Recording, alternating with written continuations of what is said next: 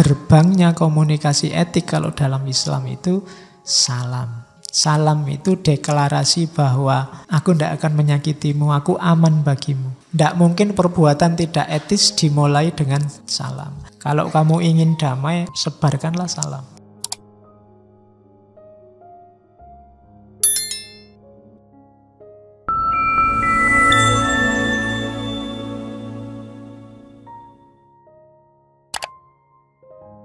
Assalamualaikum warahmatullahi wabarakatuh.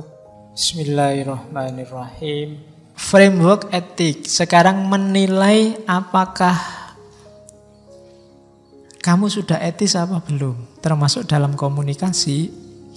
Itu jalurnya ada 1, 2, 3, 4, 5, 6. Jalur pertama namanya virtue etik. Ini yang dikembangkan oleh Aristoteles dan kawan-kawan, Plato dan kawan-kawan, termasuk para filosof muslim dengan akhlak.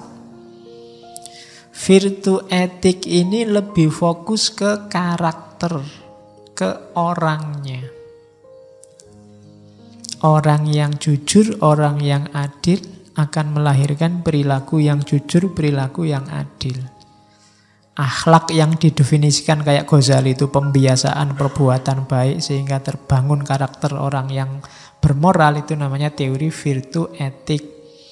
Dengan teori ini berarti orang itu bermoral atau tidak bermoral, coba lihat kualifikasinya, dia orang soleh apa bukan, dia orang bermoral apa bukan. Tidak di perbuatannya tapi di orangnya. Kok ada orang soleh tapi melakukan perbuatan jelek, berarti dia belum soleh. Jadi virtue etik menggarap karakter orangnya. Kalau yang kedua deontological etik. Kalau tadi orangnya, kalau ini perbuatannya.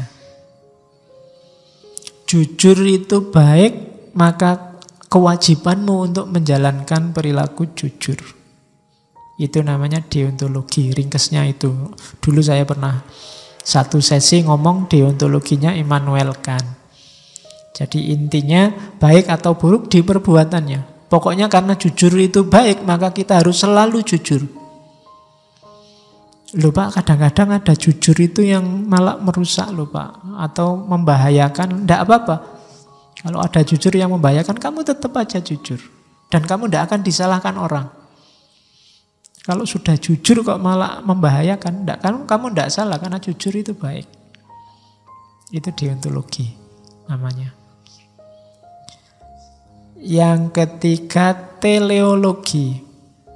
Kalau yang teleologi ini dilihat hasilnya. Jadi kalau hasilnya bagus, hasilnya baik, ya berarti itu baik.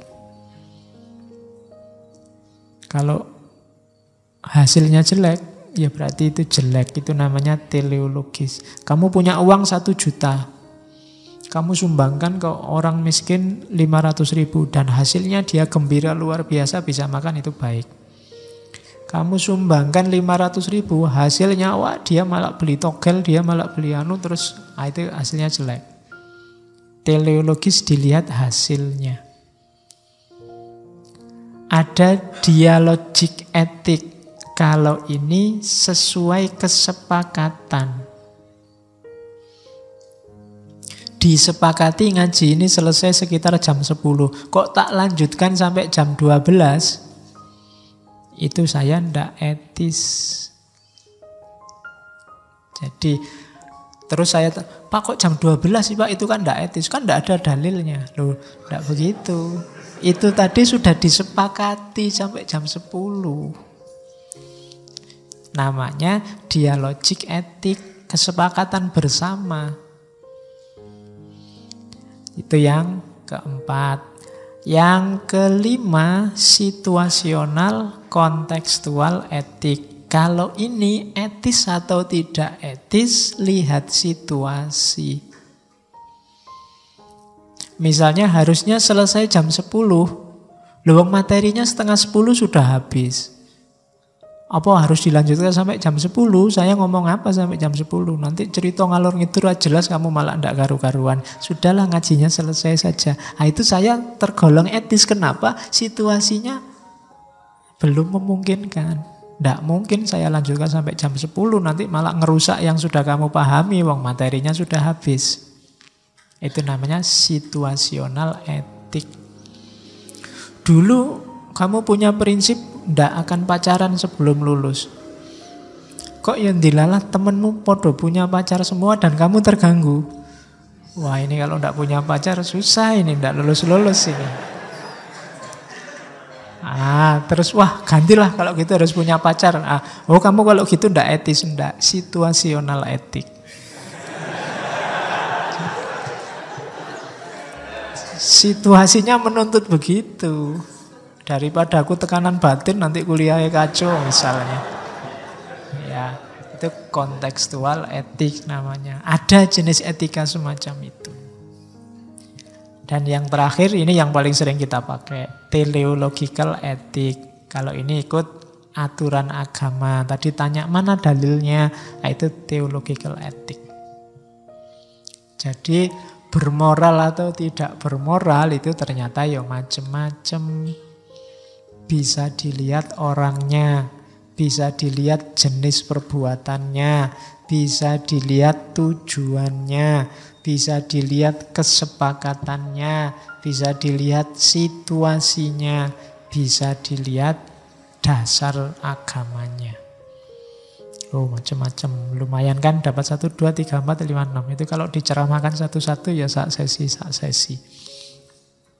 Virtu etik, deontological etik, teleological etik, dialogik etik, situasional kontekstual etik, sama awas keliru ya, teologi sama teleologi.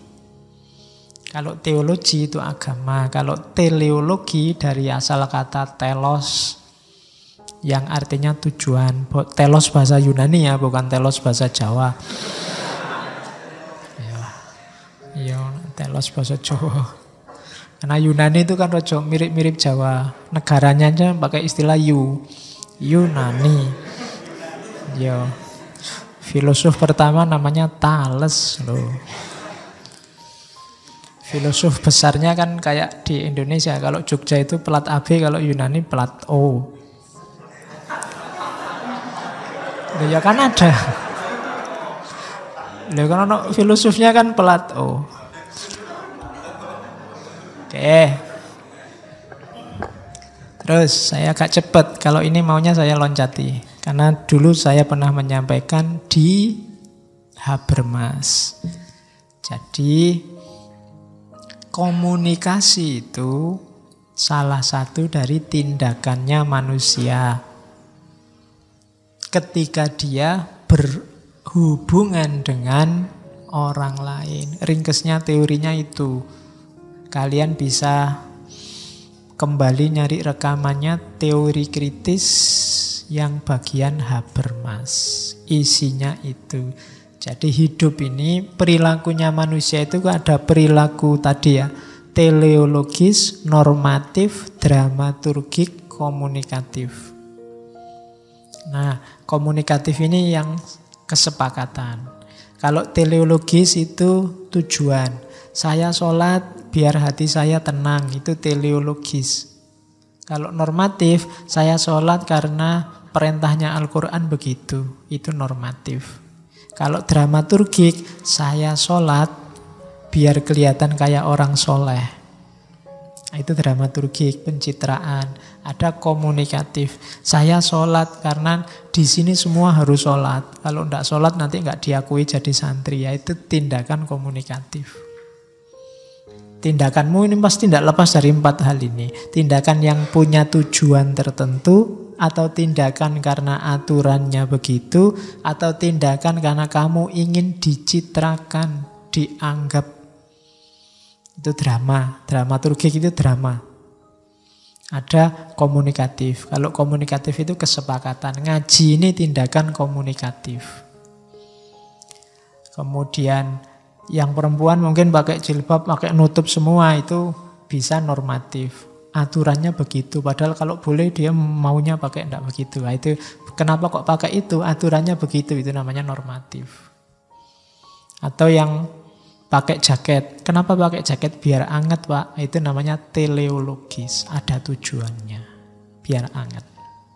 Tapi kalau semua besok kalau ngaji pakai jaket ya ini jadi komunikatif.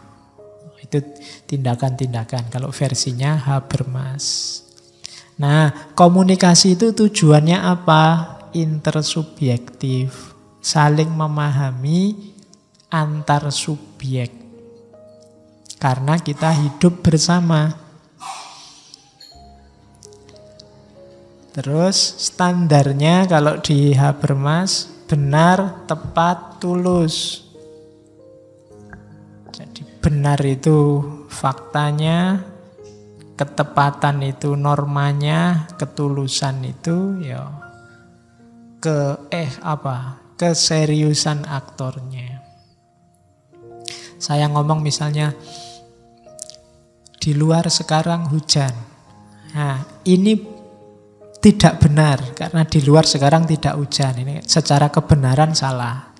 Di luar sekarang terang. Oh, ini yang benar. Kemudian ketepatan. Oh, yang diomongkan ketepatan itu misalnya gini. Yang saya omongkan ini tidak tepat dengan aturannya. Wong ini ngaji filsafat kok ngomong cuaca, tidak tepat itu. Nah, itu ketepatan namanya. Orang harusnya ngomong apa, dia ngomong apa. Itu ketepatan. Hubungannya sama norma. Dan ketulusan. Ketulusan itu ketika saya ngomong ini tadi tujuannya apa? Intensinya apa? Itu ketulusan. Ini panjang lebar sudah di Habermas. Wilayahnya namanya ruang publik. Medianya bahasa. Hidup bersama orang lain kan medianya bahasa. Bahasa itu kan nggak cuma yang tertulis ada kata-katanya, yang tersirat juga kan bahasa. Saya garuk-garuk gini kan bahasa, kamu bacanya wah ustadznya gatel misalnya. Itu kan kamu bisa membunyikan, meskipun saya nggak ngomong saya sedang gatel, tapi kan kamu bisa membunyikan oh gatel. Kan ada bahasanya. Terus ada normanya namanya etika diskursus. Itu miliknya Habermas. Silahkan dicek sendiri di itunya. Oke. Nah, nyawanya sebenarnya ada di sini. Nyawa etika komunikasi. Itu saya ambil dari tulisannya Jensen. Ethical issues in the communication process. Komunikasi yang etis itu yang pertama harus tulus, jujur, itu etis.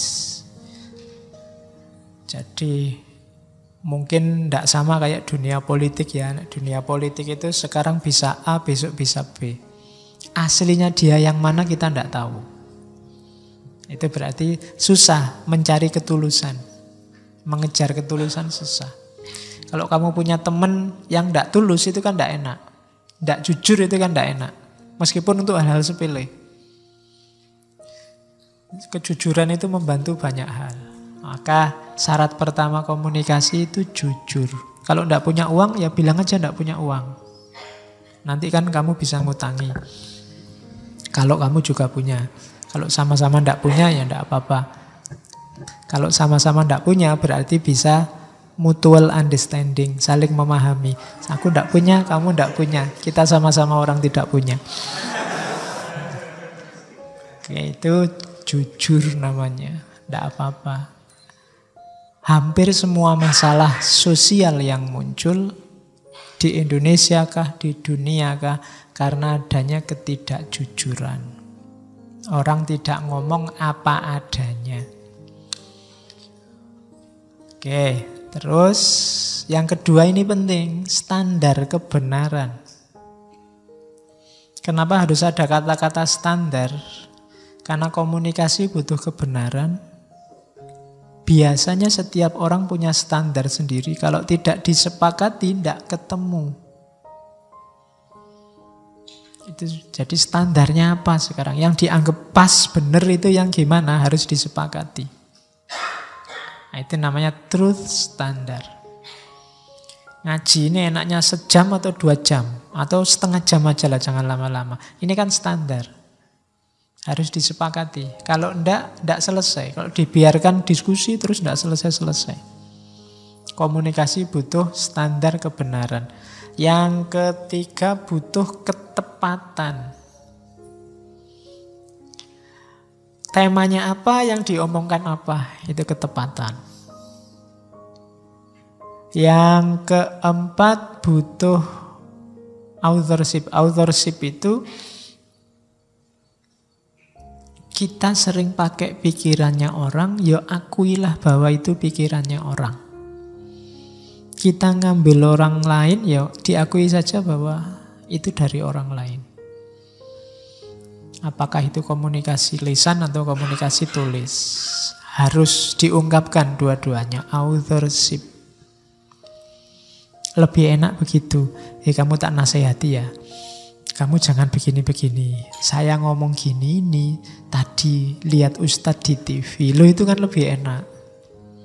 Lebih jelas mau, maksud, dan konteksnya. Itu authorship. Itu untuk menghindari dramaturgi tadi versinya Habermas. Atau kalau itu tulis, menghindari plagiasi. Kemudian relevan. Relevan itu data dan fakta yang diangkat nyambung. Jangan ad hominem. Ad hominem itu orangnya, aku tidak percaya yang kamu omongkan. Kenapa? Karena kamu jelek sih. Nah itu tidak relevan, tidak nyambung. Pokoknya bagiku yang kamu omongkan pasti benar. Kamu cakep masalahnya. Nah, itu tidak relevan. Karena benar salahnya kata-kata tidak ada hubungannya sama orangnya. Kalau sama orangnya namanya ad hominem. Itu kesalahan-kesalahan logik. Jadi ya datanya harus relevan. Kalau ngomong filsafat ya data filsafat. Ngomong sosial ya data sosiologi. Ngomong budaya ya data antropologi. Itu namanya relevan. Terus hati-hati konteksnya. Kalau orang ngomong konteksnya harus pas. Kalimat ini diomongkan dalam ruang yang situasinya apa, waktunya bagaimana. Itu harus dipahami. Pak kok ngajinya banyak kata-kata Jawanya? Oh iya sih, itu ngajinya yang ngomong Jawa, yang mendengarkan kebanyakan Jawa, dilaksanakan di Jawa, ya pasti sisipan-sisipannya pakai bahasa Jawa. Itu ruang dan waktunya memang begitu. Nggak usah pakai dituduh, wah ini Jawaisasi, ini Jawanisme. Loh kalau nggak Jawaisasi aku kon ngomong Sunda ya nggak bisa. Suruh ngomong Batak ya nggak bisa. Bisa nih memang Jawa. Kalau mesuh ya pakai bahasa Jawa. Kalau mesuh bahasa Inggris kamu nggak ngerti. Jadi konteksnya memang begitu. Waktunya juga begitu. Kalimat-kalimat yang digunakan waktu sekarang mungkin beda dengan waktu dulu. Harus dipahami itu tahun berapa ngomong begitu. Kalau hari ini kamu ngomong ganyang presiden, turunkan presiden, aman. Tapi dulu tahun-tahun 80-an, wassalam kamu. Berani ngomong begitu. Kalimatnya sama, tapi dari segi ruang dan waktunya, kalau ada orang ngomong ganyang presiden dulu, ini orang pemberani luar biasa. Tapi kalau sekarang, akeh tunggale. Nah, itu kan beda konteks, beda waktu. Beda konotasi. Oke, jadi itu harus jelas juga. Kalau tidak begitu ya kadang-kadang orang ngomong konteksnya dibuang. Ini maunya guyonan, apa serius, apa dalam rangka apa kan harus jelas dulu. Kamu lagi ngobrol sama adikmu, ngomongnya kan di level adikmu. Tidak bisa kamu potong begitu saja. Yuk kita terbang yuk, ayo sama adikmu kecil kan. Kalau ada orang lewat, wah sudah gila orang ini, masa? Orang kan tidak bisa terbang, masa terbang? Dia itu ngomongin sama anak kecil. Gitu loh. Konteksnya jangan dibuang. Setiap kata-kata, setiap ekspresi ada konteksnya. Yang sering bikin masalah itu kalau konteksnya kita lepas, apalagi membacanya ndak utuh, dipotong-potong sesuai kepentingan. Itu juga mempengaruhi komunikasi. Yang selanjutnya terbuka. Itu juga gandengannya jujur tadi. Kalau terbuka itu lebih pada sikap mau menerima sumber yang relevan dari manapun, tidak pilih-pilih. Itu namanya terbuka. Kita kan sering milih sumber itu. Jangan baca web itu, jangan baca buku ini, jangan baca, milih, tidak terbuka. Itu sumber konflik pasti dalam komunikasi. Jangan dengarkan suara dia, jangan peduli apa yang dia omongkan, nah sudah. Kalau sudah diskusi kok ngomong, saya nggak mau mendengarkan saudara, ya sudah. Tidak akan jalan komunikasinya. Maka harus terbuka, mudah dimengerti. Nah ini juga penyakit filosof biasanya. Nek ngomong bulet tidak jelas. Harus mudah dimengerti. Karena tidak ada gunanya kamu ngomong capek-capek, yang diajak omong tidak ngerti. Komunikasi harus mudah dimengerti. Kemudian masuk akal, itu gandengannya, mudah dimengerti. Terus ada kemanfaatan sosial, ada gunanya. Kemudian jangan lupa penghargaan, penghormatan, kebaikan. Jadi orang baik yang menghargai, maksudnya itu. Banyak sekarang orang yang kehilangan penghormatan, bukan kehilangan kehormatan ya. Kehilangan penghormatan, tidak bisa lagi menghargai orang lain. Pokoknya merasa dirinya sendiri yang benar, bagus. Jadi kehilangan aspek terakhir itu. Nah, itu ethical guidelines. Oke, masih banyak sebenarnya. Saya loncat karena nyawanya ada di belakang. Saya loncati ke sini sengaja biar kelihatan kayak ngaji. Untuk etika komunikasi, filsafat-filsafatnya sudah. Sekarang etika komunikasinya Al-Quran itu saya ambil ayat, nanti ada beberapa hadis yang kalau dulu saya di madrasah apal, tapi sekarang mungkin orang terlalu pinter, itu keliwatan. Sekarang hadis-hadis penting itu sudah dilupakan orang. Kalau di Quran ada banyak ayat tentang komunikasi. Boleh yang mau bikin skripsi, bikin tesis tentang etika komunikasinya Al-Quran. Ada Al-Baqarah, ada Ali Imran, itu kan yang sering dibaca orang. Walau kunta fadhon ghalidhal qalbi lang faldu min haulik, katanya Al-Quran. Kalau engkau keras, ghalidhal qalbi, apa? Kasar, hatinya keras, perilakunya kasar, lamfaddu min khaulik. Jadi kita diingatkan Al-Quran, jadi muslim. Sebenarnya ini peringatan pada Nabi. Jangan keras, jangan kasar. Orang akan lari dari kamu. Walau kunta fadhon ghalidhal qalbi lanfaddu min khaulik. Perilaku apa yang harus kita sebarkan dalam komunikasi? Fa'fu anhum. Mudahlah memaafkan, maafkanlah mereka, wastaghfir lahum, bahkan mintakan maaf mereka pada Allah kalau menurutmu mereka keliru. Jangan diserbu, jangan dipentungi, jangan dimaki-maki, karena mereka pasti lari darimu. Lanfaddu min khaulik.